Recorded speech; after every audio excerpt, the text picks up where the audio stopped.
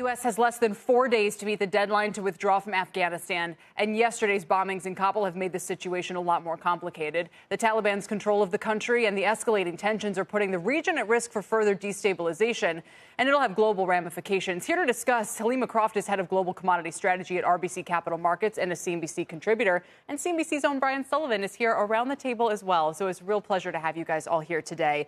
Halima, let me just start with you. There has been a lot of talk about Afghanistan's rare earth minerals. I think lithium, there's a decent supply of there as well. But we hear this time and again over the years, and it seems like it remains all talk and no action. Will this time be different? I mean, in 2010, the Department of Defense basically said Afghanistan could be the Saudi Arabia of lithium. It has incredibly large lithium deposits, also has significant deposits of copper, iron, the type of critical minerals that will be needed in an energy transition story.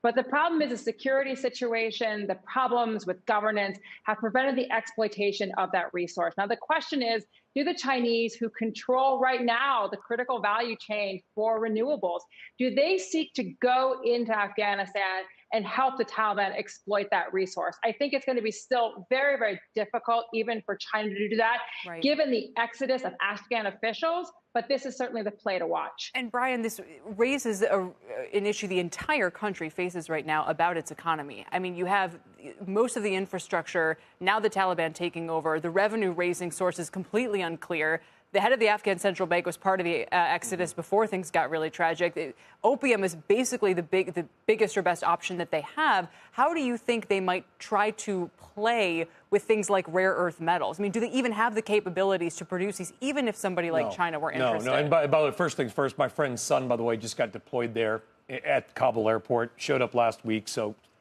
shout out to all the soldiers and families that are there.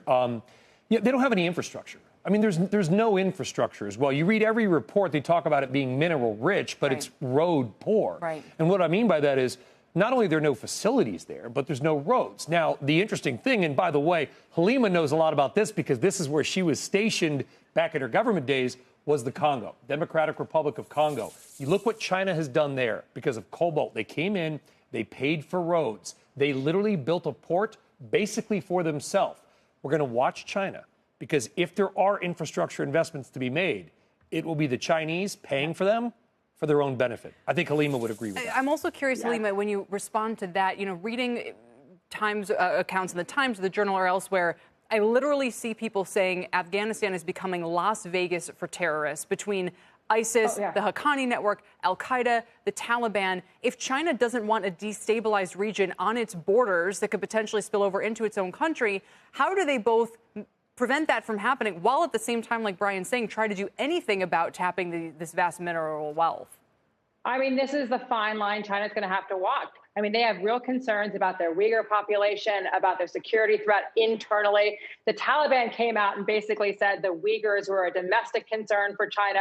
We've had the Chinese foreign minister meet with senior Taliban officials in July. I mean, I think the Chinese are hoping the situation remains stable on their border. But after what happened yesterday, I mean, we have a situation where we have ISIS-K targeting the Taliban, targeting U.S. interests as we try to leave. And then we have the very real risk that al-Qaeda will come home with their partners, the Taliban, and essentially that will be the once again reconstituted al-Qaeda-based plot operation. So it absolutely is becoming a core terrorist threat right now. And Halima, you're working yourself on some of these rescue efforts, is that right? Trying to get people out. What can you tell us? I mean, we're a part of a group, I can't give all the details, trying to get out a significant delegation involving, high-profile young women. It is very, very challenging because of the situation at the airport. Even if you have a plane to take your people, a country that will take them and offer them asylum, the situation at the airport is incredibly desperate. And after the attacks yesterday, it's just that much harder to get your people through the gates onto their planes for sanctuary. The U.S. military has been very helpful, but it's very, very challenging.